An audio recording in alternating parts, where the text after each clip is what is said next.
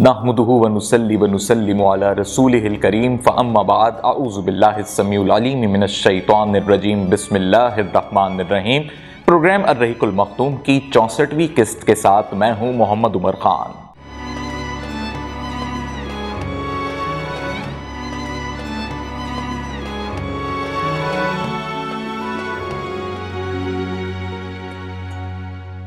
ناظرین محترم، گزشتہ قسط میں ہم نے آپ کو بتایا کہ کس طریقے سے خیبر کے اندر موجود یہودیوں کا جو دوسرا بڑا سردار تھا سلام بن ابی الحقیق کو قتل کروایا گیا اور صحابہ کرام کا دستہ وہاں پہنچا، اس کو قتل کر آیا۔ اس سے قبل بھی ہم آپ کو قسطوں میں بتا چکے ہیں کہ بنو قریظہ کے خلاف کس طرح مسلمانوں نے جنگ لڑی، اور جنگ احزاب اور یہ جو جنگ قریظہ ہے اس کے بعد آپ صلی اللہ علیہ وآلہ وسلم نے ایک پوری فہرست سامنے رکھ لی تھی کہ کون کون سے عرب قبائل جو مسلمانوں کی راہ میں رکاوٹ ہیں یا مسلمانوں کے خلاف کاروائیاں کر چکے ہیں، جس میں صحابہ کو بھی شہید کیا گیا۔ تو اب وقتاً فوقتاً بلکہ ایک ساتھ رسول اللہ صلی اللہ علیہ وآلہ وسلم ان سب کی جانب اپنے صحابہ کے دستوں کو بھیج رہے تھے کہ وہ جا کر ان پر یلغار بولیں، کاروائیاں کریں اور ان سے جنگ لڑیں۔ تو اس میں سب سے پہلا سریہ محمد بن مسلمہ رضی اللہ تعالیٰ عنہ کے نام سے مشہور ہوا، کیونکہ اس میں حضرت محمد بن مسلمہ رضی اللہ تعالیٰ عنہ کو آپ صلی اللہ علیہ وآلہ وسلم نے 30 آدمیوں کے ساتھ روانہ کیا اور یہ نجد کی طرف روانہ کیا، کیونکہ نجد کی جانب سے جو لشکر جمع ہوا تھا جنگ احزاب میں وہ تقریباً میں نے آپ کو بتایا کہ جو بنو غطفان اور دیگر قبائل کے سب ملا کے 6000 کا تھا۔ 4000 کا مکے والوں سے مل ملا کے لشکر بنا تھا، تو کل تعداد یہ 10,000 بن گئی تھی۔ تو نجد کے اندر بکرات کا ایک علاقہ تھا ذریعہ، اس ذریعہ اور مدینہ کے درمیان جو فاصلہ تھا وہ تقریباً 1 ہفتے کی مسافت کا فاصلہ تھا، اور سریہ محمد بن مسلمہ رضی اللہ تعالیٰ عنہ کے اعتبار سے 10 محرم اور سن 6 ہجری کو یہ واقعہ پیش آتا ہے کہ بنو بکر بن قلاب کی ایک شاخ تھی جس کو حضرت محمد بن مسلمہ نے اپنے 30 رفقا کے ساتھ، یعنی یہ جو پورا ایک فوجی دستہ گیا ہے مسلمانوں کا، یہ 30 سے 31 افراد پر مشتمل تھا، اور سن 6 ہجری کے ماہ محرم میں یہ اس جگہ پر کارروائی کرنے پہنچے جو نجدی قبیلے کی ایک ذریعہ نامی مقام پر ایک شاخ تھی بنو بکر بن قلاب۔ وہاں انہوں نے جا کر جیسے ہی چھاپا مارا تو ناظرین کرام، اب چونکہ سارے یہ جتنے عرب قبائل ہیں یہ ڈرے ہوئے ہیں مسلمانوں سے، وہ ڈرے ہوئے اس وجہ سے ہیں کہ انہوں نے دیکھ لیا کہ جنگ خندق میں مسلمانوں کو فتح ہو گئی، انہوں نے یہ دیکھ لیا کہ بنو قریظہ کا مسلمانوں نے کیا حال کیا، تو ان کو اب یہ پتہ تھا کہ اگلی باری ہماری ہے، اور کسی بھی وقت اب صحابہ کرام یعنی اللہ کے رسول کے صحابہ ہمارے پاس آئیں گے اور مسلمانوں کے فوجی دستے ہمارے اوپر کارروائی کریں گے۔ تو جیسے ہی یہاں پر کارروائی کے لیے مسلمانوں کا یہ فوجی دستہ پہنچا تو یہ سب بھاگتے ہوئے پہاڑیوں پر چڑھ جایا کرتے تھے، یعنی اپنی جانیں بچاتے تھے۔ تو چونکہ اپنا املاک چھوڑ جاتے تھے، مال مویشی چھوڑ جاتے تھے، یا اگر کوئی شخص ہاتھ لگ جاتا تھا تو اس کو پھر قیدی بنا لیا جاتا تھا، اور یہی ہوا کہ اس سریے کے اندر حضرت محمد بن مسلمہ نے جو ان کے مال مویشی تھے، بکریاں چوپائی تھیں، وہ سب اپنی قید میں لے لیں، اور ایک شخص ناظرین کرام اس قبیلے کے اندر موجود تھا جو بڑا سردار تھا، اس کا نام سمامہ بن اسال حنفی تھا، اس کو گرفتار کر لیا۔ اس کو گرفتار اس وجہ سے بھی کر لیا کہ وہاں پہنچ کر اس بات کا تعین ہوا تھا کہ مسلمہ کذاب کے حکم سے یہ شخص بھیج بدلا ہوا تھا، اور یہ نبی صلی اللہ علیہ وآلہ وسلم کو قتل بھی کرنا چاہتا تھا۔ سمامہ کو جب صحابہ نے پکڑ لیا، مدینے لے آئے اور مسجد نبوی سے لے جا کر انہوں نے باندھ دیا۔ باندھنے کا مقصد یہ تھا کہ یہ اپنے طور پر ایک بڑا معتبر سردار تھا اپنے قبیلے کا، اور بڑا تاجر تھا، بہت امیر ترین شخص بھی تھا، تو اس وجہ سے اس کو دیگر کسی جگہ نہیں رکھا گیا بلکہ وہاں پر باندھ دیا گیا۔ اور یہ بڑا مغرور قسم کا شخص تھا، یعنی اس کا غرور اور تکبر ایسا تھا کہ جو صحابہ اس کو پکڑ کے لائے تھے ان سے تو یہ بات ہی نہیں کر رہا تھا، یعنی یہ غرور میں افرا ہوا شخص تھا۔ سمامہ کو جب یہ باندھ دیا گیا مسجد نبوی سے تو آپ صلی اللہ علیہ وآلہ وسلم نماز سے فارغ ہو کر جب نکلے، دیکھا کہ سمامہ بندہ ہوا ہے، تو اس نے اپنا سر نیچے کیا ہوا تھا۔ آپ صلی اللہ علیہ وآلہ وسلم اس کے قریب گئے تو یہ بڑا غصے میں تھا، بہت زیادہ تکبر میں تھا، تو اس نے ایسی الفاظ ادا کیے کہ بہت آپ صلی اللہ علیہ وآلہ وسلم کے خلاف اس نے الفاظ ادا کیے جو توہین کے زمرے میں بھی آتے ہیں، اور اپنا غرور اور تکبر دکھاتے ہوئے اس نے کہا کہ اگر تمہیں مال چاہیے اور تمہیں اگر کچھ لوٹنا ہے، اگر تمہیں میرے بدلے کچھ چاہیے تو تمہیں سب مل جائے گا، اور اگر تم مجھے قتل کرنا چاہتے ہو تو قتل کر دو۔ تو اس طریقے کی اس کی باتیں تھیں۔ آپ صلی اللہ علیہ وآلہ وسلم نے فقط اس سے ایک بات کہی کہ سمامہ میری جانب دیکھو، لیکن یہ اتنا زیادہ غرور اور تکبر میں تھا، اس نے آپ صلی اللہ علیہ وآلہ وسلم کی جانب نہیں دیکھا۔ پھر آپ صلی اللہ علیہ وآلہ وسلم وہاں سے چل دیے۔ اس کے بعد پھر ایک گزر آپ صلی اللہ علیہ وسلم کا دوسری بار اس کے پاس سے ہوا تو آپ صلی اللہ علیہ وسلم نے وہی سوال اس کی جانب رکھا۔ آپ صلی اللہ علیہ وسلم یہ چاہتے تھے کہ یہ ایک دفعہ مجھے دیکھے اور مجھے دیکھ کے یہ اندازہ کر سکے کہ یہ جو اپنے آپ کو اتنا بڑا سردار سمجھتا ہے تو یہ اپنے آپ کو اس سرداری کے غرور میں تو ہے، لیکن آپ صلی اللہ علیہ وسلم کو اگر یہ ایک دفعہ دیکھ لیتا تو اس کو اندازہ ہو جاتا کہ محمد صلی اللہ علیہ وسلم ہیں کون، کیونکہ اس نے کبھی دیکھا نہیں تھا، دیکھنا یہ خود بھی نہیں چاہ رہا تھا، اور آپ صلی اللہ علیہ وسلم کے خلاف یہ بڑا اس میں بغض عداوت بھری ہوئی تھی، وہ دشمن بنا ہوا تھا۔ تو جب دوسری بار بھی آپ صلی اللہ علیہ وسلم نے گزرتے ہوئے اس سے یہی کہا تو ثمامہ نے نہیں دیکھا کہ تیسری بار بھی جب آپ صلی اللہ علیہ وسلم کا پھر گزر ہوا اور ثمامہ کے سامنے یہی سوال آپ صلی اللہ علیہ وسلم نے رکھا کہ تمہارے نزدیک کیا بہتر ہے، تم ایک مرتبہ میری طرف دیکھو تو صحیح، تو ثمامہ نے اب بھی نہیں دیکھا اور وہ بڑا اپنا غرور اور تکبر میں افرا ہوا، اور اس کا بس یہ تھا کہ مطلب ایسے الفاظ وہ ادا کر رہا تھا کہ مسلمان تو جیسے بس لٹیرے ہیں، ان کا تو مقصد صرف قبضہ کرنا ہے، لوٹنا ہے، تو اگر لوٹنا ہے تو مجھ سے لے لو، میرے بدلے میں جو مال متا چاہیے، یا مجھے قتل بھی کرنا چاہتے ہو تو قتل کر دو۔ بہرحال ناظرین کرام، یہ ہوا جب تینوں بار ثمامہ نے نہیں دیکھا تو آپ صلی اللہ علیہ وسلم نے صحابہ کو کہا کہ اس کو کھول دیا جائے اور اس کو پھر ایک سواری پر سوار کر کے مدینے سے دور چھوڑ دیا جائے، یعنی آزاد کر دیا جائے۔ اور حضرت علی کرم اللہ وجہہ الکریم کے حوالے سے یہ قول ہے، لیکن کچھ روایتوں میں اس صحابی کا نام نہیں ملتا، اور کچھ جگہوں پہ حضرت علی کا ذکر ہے کہ پھر وہ اس کو لے گئے، اور لے جانے کے بعد انہوں نے اس کو کھلا پلا کر، یعنی اس کی تواضع کر کے سواری پر سوار کر کے اس کو چھوڑ دیا کہ جاؤ تم چلے جاؤ۔ تو ثمامہ بڑا حیران ہوا جاتے ہوئے، کیونکہ باقی جتنے دیگر صحابہ تھے اور یہ جتنی بدتمیزی کر رہا تھا آپ صلی اللہ علیہ وسلم سے، تو وہ سب یہ چاہ رہے تھے کہ بس اللہ کا رسول حکم کرے اور ہم اپنی تلوار نکالیں اور ثمامہ کو یہیں قتل کر دیں، اور ان سے برداشت نہیں ہوتا تھا صحابہ سے، کیونکہ وہ آپ صلی اللہ علیہ وسلم سے بے حد محبت کرتے تھے۔ ثمامہ اس لیے اس طریقے سے باتیں کر رہا تھا کہ ابھی تک وہ ایمان کا اس نے وہ جلوہ دیکھا ہی نہیں تھا، یعنی آپ صلی اللہ علیہ وسلم کا چہرہ مبارک ہی نہیں دیکھا تھا، اور یہی بار بار نبی صلی اللہ علیہ وسلم فرما رہے تھے کہ ایک دفعہ تم میری جانب دیکھو تو صحیح، ایک دفعہ میرا چہرہ انور دیکھو تو صحیح، لیکن ثمامہ نے نہیں دیکھا۔ جب نہیں دیکھا تو نبی نے کہا کہ صحابہ سے کہ بھئی یہ بڑا رتبے والا سردار ہے، اپنے آپ کو بہت بڑا سمجھتا ہے، چلو اس کو جانے دو، چھوڑ دو۔ اور اس طریقے سے کہا کہ کسی صحابی کی ذمہ داری لگائی تو اس میں کچھ اقوال یہ ہیں کہ وہ حضرت علی کی ذمہ داری لگی، اور حضرت علی کے بارے میں پھر دیگر صحابہ کا یہ تھا کہ جیسے حضرت علی جو ہیں وہ اس کو کہیں لے جا کے قتل کر دیں گے غصے میں، لیکن انہوں نے اسے چھوڑ دیا تھا۔ تو باقی پھر اس معاملے میں کچھ آگے معاملے یہ بھی ہیں کہ وہ حضرت علی سے متعلق یہ شکایت بھی لے آئے تھے کہ انہوں نے تو جانے ہی دیا اس کو، تو آپ صلی اللہ علیہ وسلم مسکرائے اور کچھ بھی اس پر نہیں کہا۔ اب ہوا یہ کہ یہ ثمامہ جس کو چھوڑ دیا، تواضع بھی کر دی، سواری بھی دے دی، مدینے سے جانے بھی دیا، تو اب اس کے دل میں خیال آیا کہ کوئی مجھ سے بھی بڑا ایسا حکمران ہے، ایسا سردار ہے کہ میں اس کی قید میں تھا، بدتمیزی بھی کر رہا تھا، اس کے لوگ بھی یہ کہہ رہے تھے کہ ہمیں موقع دیں تو بس ابھی اس کا سر اتار دیں، اور پھر بھی اس نے مجھے جانے دیا اور بڑی عزت کے ساتھ کھلا پلا کر سواری دے کر جانے دیا۔ تو اب ثمامہ کو یہ خیال آیا کہ میں ایک دفعہ دیکھوں تو صحیح، اور میں نے دیکھا بھی نہیں کون ہے یہ محمد، یعنی ایک چہرہ نہیں دیکھا، اور ساتھ ہی یہ جو آپ صلی اللہ علیہ وسلم کا حسن سلوک تھا، اس حسن سلوک کے دیکھتے ہوئے کہ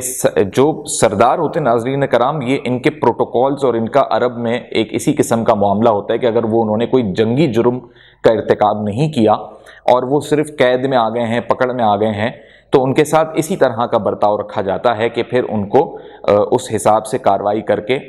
کچھ آپشنز دیے جاتے ہیں یا پھر چھوڑ دیا جاتا ہے۔ تو یہاں چھوڑ دیا گیا تھا، تو یہ اس کے دل پہ بڑی اثر کر گئی تھی بات کہ عرب کے اگر دیگر قبائل ہوتے تو وہ تو مجھے بڑا ذلیل و رسوا کر دیتے، قتل کر دیتے، یا میرے بدلے بڑا مال و متا لیتے میرے قبیلے کے لوگوں سے، لیکن انہوں نے مجھ سے کچھ لیا بھی نہیں اور جانے دیا۔ تو اب اس کے دل میں یہ بات بھی پیدا ہو گئی کہ جب اتنا اچھا حسن سلوک ہے ان کا میرے جیسے شخص کے ساتھ جو بدتمیزی بھی کر رہا تھا،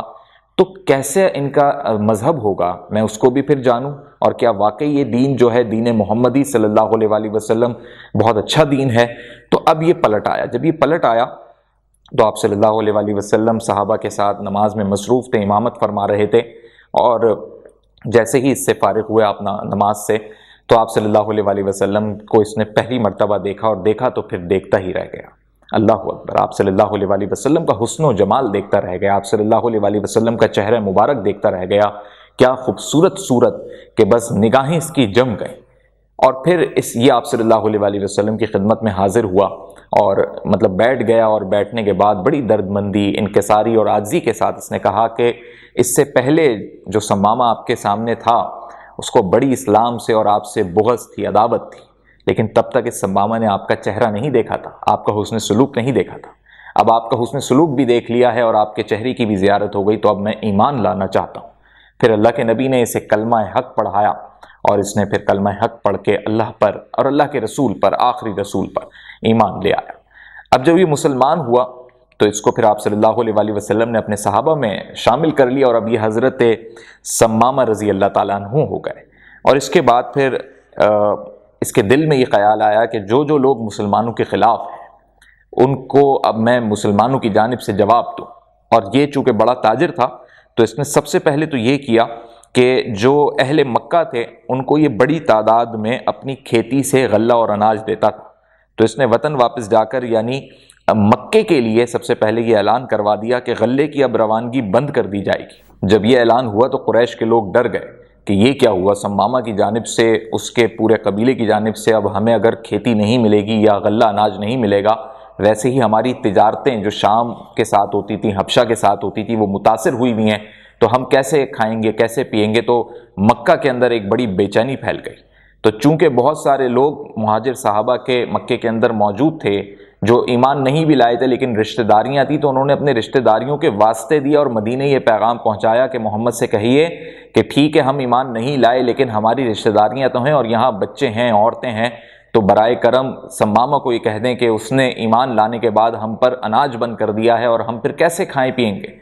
تو پھر آپ صلی اللہ علیہ وسلم نے یہاں رحم دلی کا مظاہرہ کیا ان مشرکین کے خلاف جو مکے کے اندر موجود ہیں، آپ صلی اللہ علیہ وسلم سے جنگیں کرتے ہیں، آپ صلی اللہ علیہ وسلم کو تنگ کرتے رہے ہیں، ایذا پہنچایا، اپنے ہی شہر سے بے دخل کیا، ہجرت پر مجبور کیا۔ اس قوم کے لیے آپ صلی اللہ علیہ وسلم نے اتنی رحم دلی دکھائی کہ ثمامہ کو پیغام دیا کہ ان کے لیے غلہ اور اناج بند نہ کرو۔ اس کے بعد ناظرین کرام،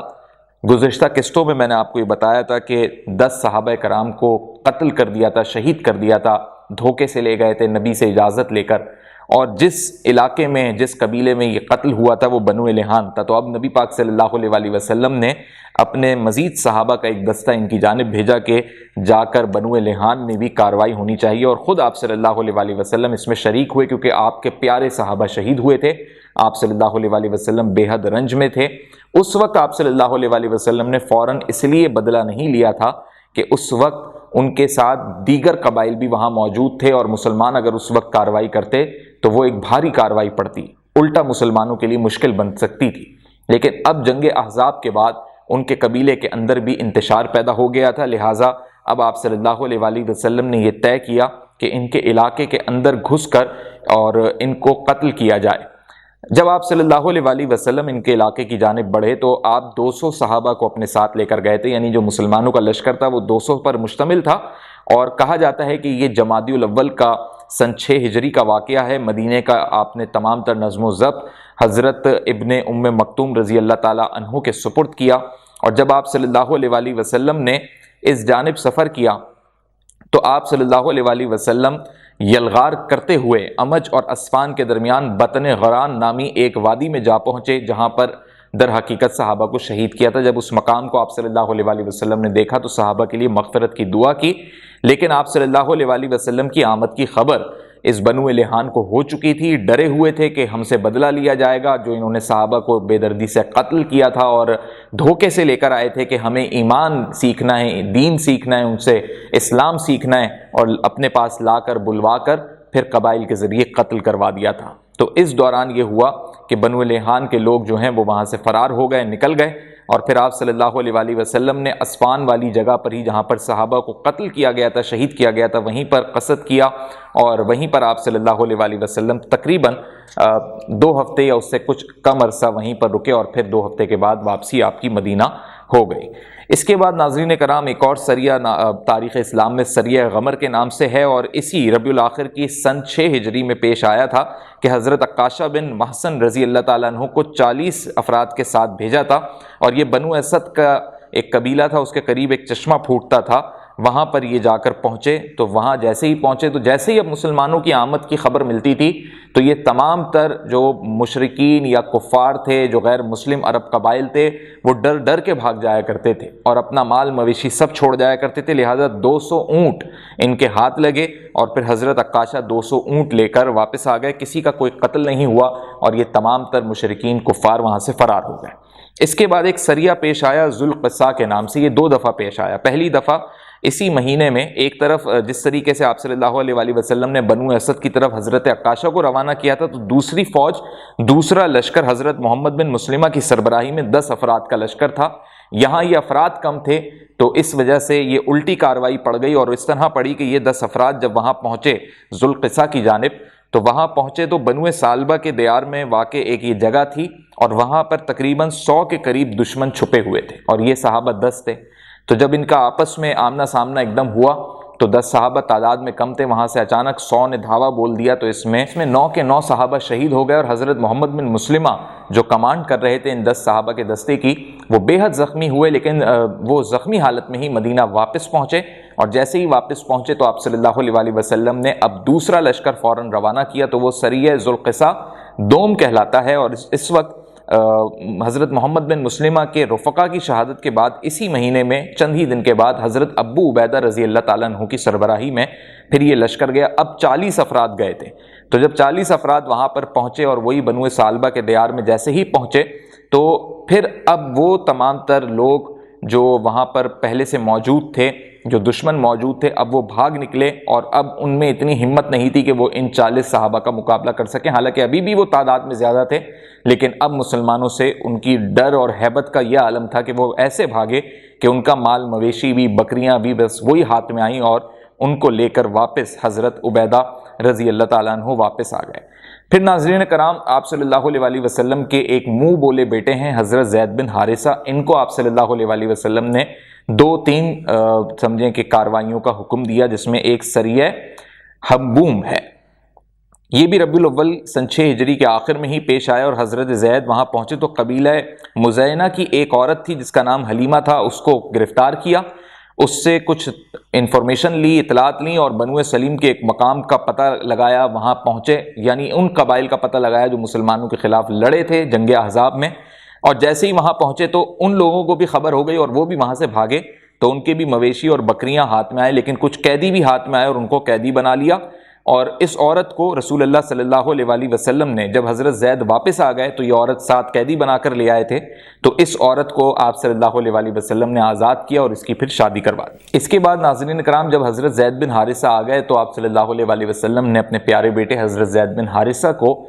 یہ کہا کہ میرے پاس یہ اطلاعات ہیں، مخبروں کے ذریعے اطلاعات تھیں کہ قریش کا ایک تجارتی قافلہ گزرے گا، ایس نامی اس مقام سے حملہ ہمیں اگر کر دینا چاہیے تو بہتر ہے، تاکہ اس تجارتی قافلے کا ساز و سامان اور کچھ قیدی قریش کے ہمارے ہاتھ لگ جائیں گے۔ تو حضرت زید بن حارثہ پہنچے، اور جمادی الاول کا سن 6 ہجری کا یہ مہینہ تھا۔ جب یہ یہاں پہنچے تو اس قریشی قافلے کے اندر، تجارتی قافلے کے اندر جو لوگ ہاتھ لگے، مال مویشی ہاتھ لگے، کاروائی بڑی کامیاب ہوئی۔ تو آپ صلی اللہ علیہ وآلہ وسلم کے داماد ابو العاص بھی اس میں موجود تھے، اور وہی قیادت کر رہے تھے اس تجارتی قافلے کی، ان کو بھی حراست میں لے لیا۔ ابو العاص کو جب حراست میں لیا گیا، مدینے لے کر آئے، تو ابو العاص اس وقت تک مسلمان نہیں ہوئے تھے جبکہ ان کی بیوی آپ صلی اللہ علیہ وآلہ وسلم کی بیٹی حضرت زینب رضی اللہ تعالی عنہا وہ مسلمان ہو چکی تھیں، لیکن چونکہ اللہ کی طرف سے ایسا حکم نازل نہیں ہوا تھا ابھی کہ غیر مسلم اور مسلم عورتیں ساتھ نہ رہیں، اس لیے یہ لوگ آپس میں شادی کے ہی بندھن میں تھے، لیکن حضرت زینب جو تھیں وہ مدینے کے اندر اب موجود تھیں۔ تو حضرت زینب کے پاس ابو العاص پہنچ گئے، اور ابو العاص پہنچے تو انہوں نے حضرت زینب سے کہا بحیثیت شوہر کہ آپ اپنے والد سے سفارش کیجئے، یعنی رسول اللہ صلی اللہ علیہ وآلہ وسلم سے یہ کہیے کہ ہمارا مال واپس کر دیجئے قریش کا، اور مجھے بھی جانے دیجئے۔ تو حضرت زینب اپنے والد حضور اکرم صلی اللہ علیہ وآلہ وسلم کے پاس آئیں اور کہا کہ ابو العاص کا مال دے دیا جائے، انہوں نے درخواست کی۔ تو آپ صلی اللہ علیہ وآلہ وسلم نے اپنی پیاری بیٹی زینب رضی اللہ تعالی عنہ کی یہ درخواست قبول کی، اور اس دوران ناظرین کرام یہ ایک رائے اپنائی جا سکتی ہے کہ حضرت زینب نے ابو العاص کو راضی کیا، قائل کیا کہ وہ بھی اسلام قبول کر لیں، اور جب ابو العاص نے یہ دیکھا کہ حضرت محمد مصطفیٰ صلی اللہ علیہ وسلم یعنی میرے سسر نے، جو کہ اب تو پوری ایک مسلم امہ کے سربراہ ہیں، انہوں نے سامان بھی واپس کر دیا، مجھے بھی چھوڑ دیا، اور پھر یہ مکے جب پہنچے تو چونکہ امانتیں تھیں اس میں، تو ابو العاص یہ بھی چاہتے تھے کہ وہ جو امانتیں ہیں وہ میرے سر نہ چڑھیں، میں اسے واپس کر دوں، تو انہوں نے مکے پہنچ کے وہ امانتیں واپس کی۔ تاریخ میں یہ بتایا گیا کہ پھر واپس مدینہ لوٹے، اور اب جب مدینہ واپس آئے تو اب وہ مسلمان ہو چکے تھے۔ تو اس طرح ابو العاص نبی پاک صلی اللہ علیہ وسلم کے داماد بھی مسلمان ہو گئے۔ اس کے بعد ناظرین کرام پھر حضرت زید بن حارثہ کو آپ صلی اللہ علیہ وسلم نے ایک اور جانب بھیجا، اور یہ اب جمادی الاخر کا مہینہ تھا، سن 6 ہجری کا ہی۔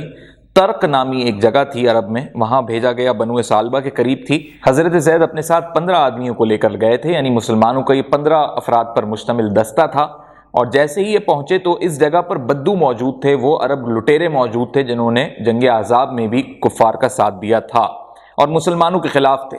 لہٰذا جیسے ہی یہ پہنچے تو ان کو یہ لگا کہ رسول اللہ صلی اللہ علیہ وسلم بھی ساتھ ہوں گے، تو اتنی ڈر اور ہیبت تھی، آپ صلی اللہ علیہ وسلم کا خوف بیٹھ گیا تھا، اب ان کے دلوں میں مسلمانوں کا خوف بیٹھ گیا تھا، تو یہ بھاگ گئے سارے کے سارے بدو، پہاڑوں پہ چڑھ گئے، اور پھر حضرت زید کو صرف 4 اونٹ ہاتھ لگے، اور 4 دن کے بعد حضرت زید واپس آ گئے۔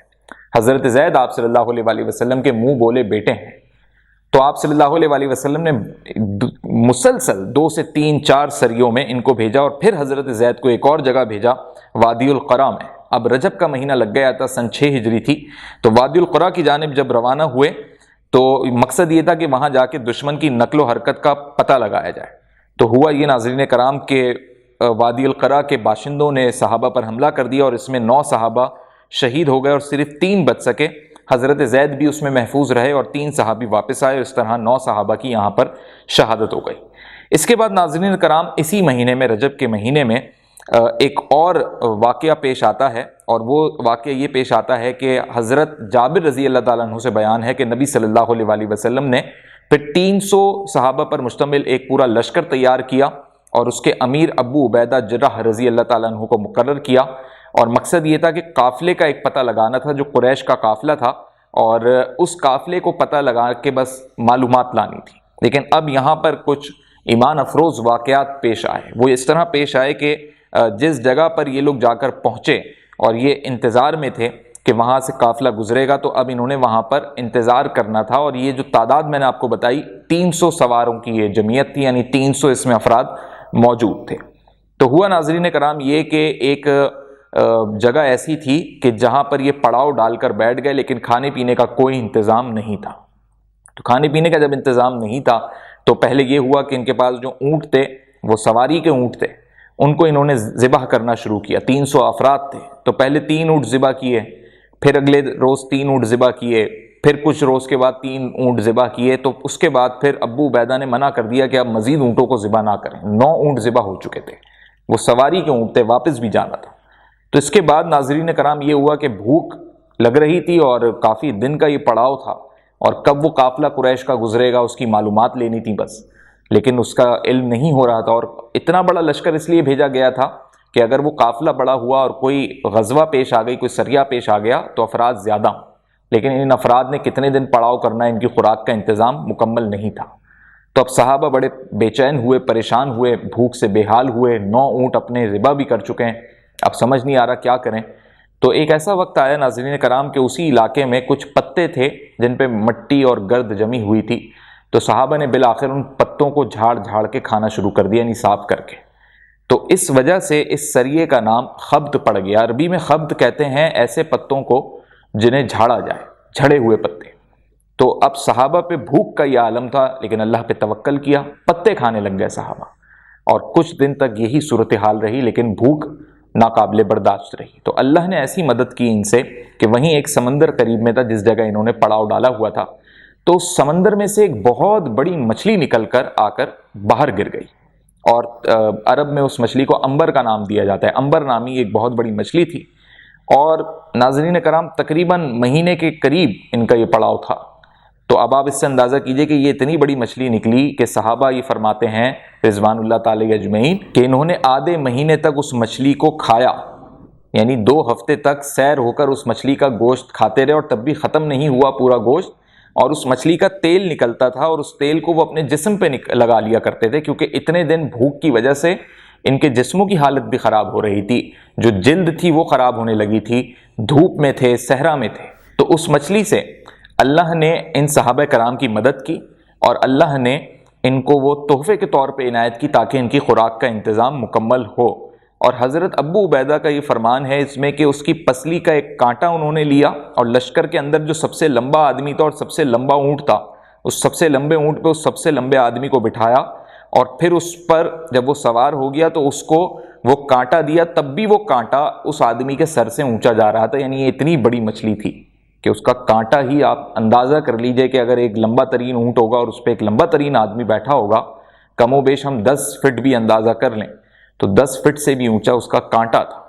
تو انہوں نے بڑا سیر ہو کے وہ گوشت کھایا۔ پھر جب یہ اس قافلے کی معلومات لے لیں اور یہ تمام تر صحابہ واپس مدینے پہنچے تو آپ صلی اللہ علیہ وآلہ وسلم کی خدمت میں تمام تر